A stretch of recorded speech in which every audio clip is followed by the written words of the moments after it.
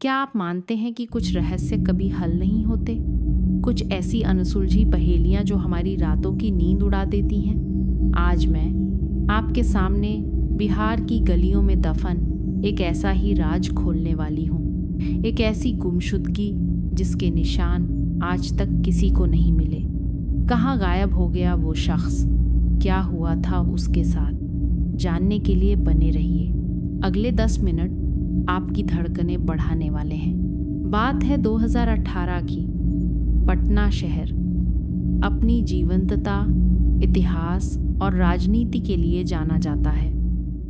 लेकिन इसी शहर की एक पुरानी शांत गली में एक ऐसा रहस्य जन्म ले चुका था जिसकी गूंज आज भी लोगों को बेचैन कर देती है। रवि कुमार एक साधारण किराना व्यापारी हर सुबह ठीक 7 बजे अपनी दुकान खोलता और शाम को समय से घर लौट आता। ना किसी से झगड़ा, ना कोई दुश्मनी। मोहल्ले में सब उसे जानते थे और पसंद भी करते थे। लेकिन फिर एक दिन वो बस गायब हो गया। उस दिन की शुरुआत भी आम दिनों जैसी ही थी। रवि ने सुबह दूध लिया, दुकान खोली और कुछ ग्राहकों से बातचीत की। लेकिन दोपहर होते होते उसका मोबाइल बंद हो गया और शाम तक दुकान भी बंद। घर वाले परेशान हो गए। पुलिस ने शुरुआत में इसे एक आम गुमशुदगी समझा, लेकिन जब ना सीसीटीवी में कुछ मिला, ना कॉल रिकॉर्ड से कोई सुराग निकला, तब समझ आया ये मामला साधारण नहीं है। जैसे जमीन निगल गई हो रवि को। ना शव मिला, ना कोई चश्मदीद। और यहीं से शुरू होती है वो दास्तान जो आज तक अनसुलझी है। लेकिन कहानी यहीं खत्म नहीं होती। असली रहस्य तो अब शुरू होता है। रवि के गायब होने के कुछ ही दिन बाद मोहल्ले में अजीब घटनाएं होने लगीं। लोगों ने बताया कि रात के वक्त गलियों में फुसफुसाहटें गूंजती थीं। कभी किसी के नाम की पुकार, तो कभी किसी के दरवाजे पर धीमी दस्तक। लेकिन जब बाहर देखा जाता वहां कोई नहीं होता। एक अधेड़ उम्र के आदमी ने बताया कि उसे एक रात अपनी छत से कुछ हलचल दिखी। उसने कहा कोई साया था, लेकिन इंसान जैसा नहीं। बहुत तेजी से चला और एक पल में गायब हो गया। और फिर कहानी ने एक नया मोड़ लिया। पटना शहर से कुछ किलोमीटर दूर एक उजाड़ खंडहर के पास कुछ बच्चों ने खेलते वक्त एक पुराना जला हुआ थैला ढूंढा। थैले में थी एक टूटी हुई चप्पल, एक अधजला डायरी और एक धुंधली तस्वीर।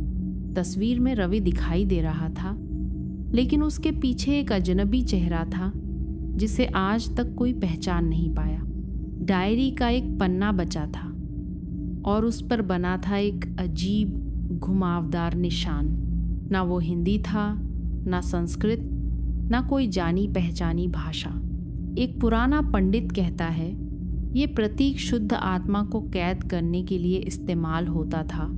पुरानी तांत्रिक विद्या में जहाँ ये निशान होता है, वहाँ सिर्फ शरीर नहीं, रूह भी गायब होती है।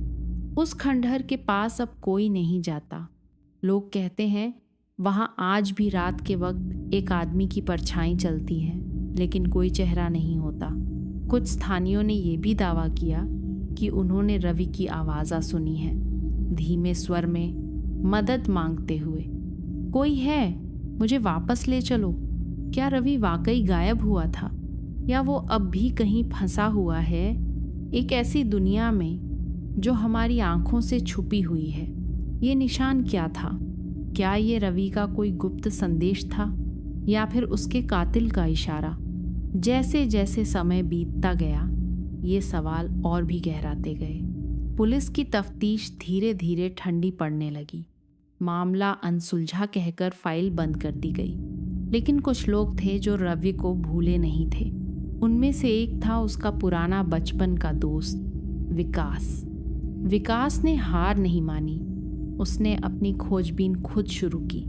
उसका दावा था गुमशुदगी वाली रात उसने रवि के घर के पास एक अनजान एसयूवी देखी थी।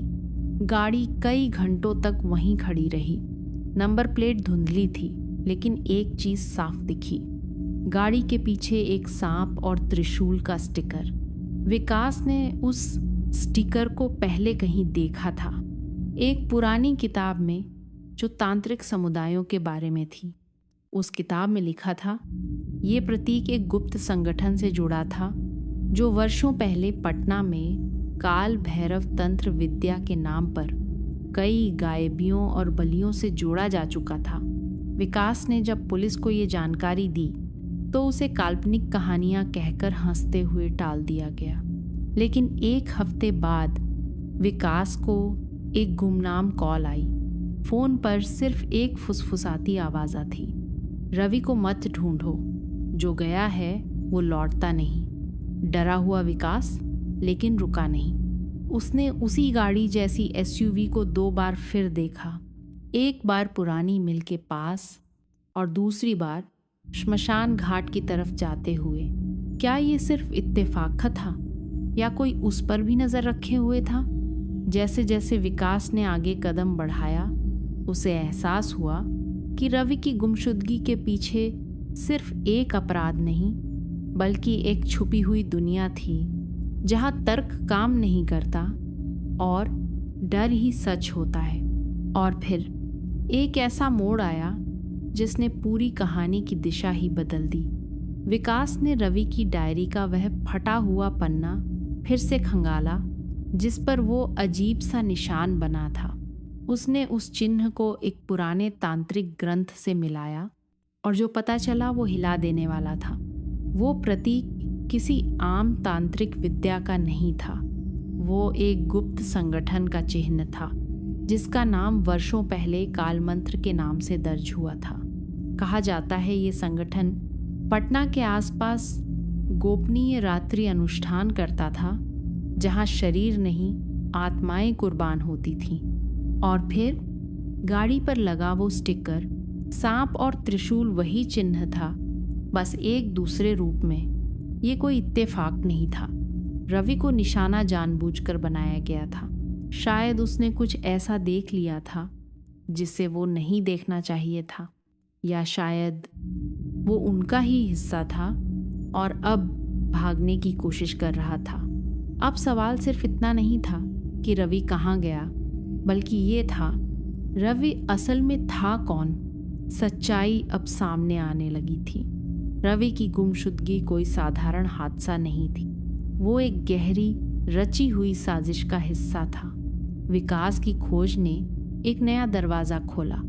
हमें पता चला शहर के बाहर रेलवे लाइन के पास एक पुरानी बंद मिल है जहां कभी लोहे का सामान बनता था।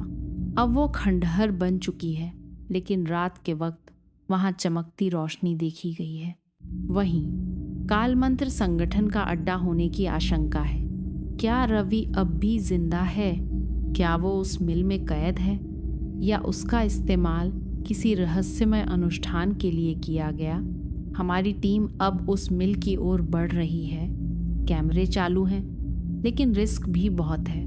अगर हम वहां पहुंचे और जो हमें मिला वो वास्तव में सच निकला तो ये सिर्फ रवि की कहानी नहीं रहेगी, ये कहानी आपकी भी हो सकती है। ये कहानी अभी खत्म नहीं हुई है। रवि का रहस्य अब भी पूरी तरह से उजागर नहीं हुआ।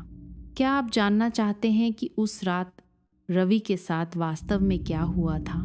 क्या कालमंत्र संगठन अपने अगले शिकार की तलाश में है? तो हमें कमेंट करके ज़रूर बताएं। आपके क्या शक हैं? क्या थ्योरी है?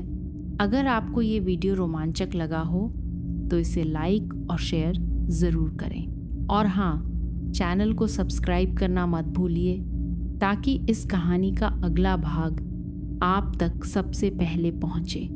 जल्द ही मिलते हैं एक और रहस्य के साथ। तब तक सावधान रहें।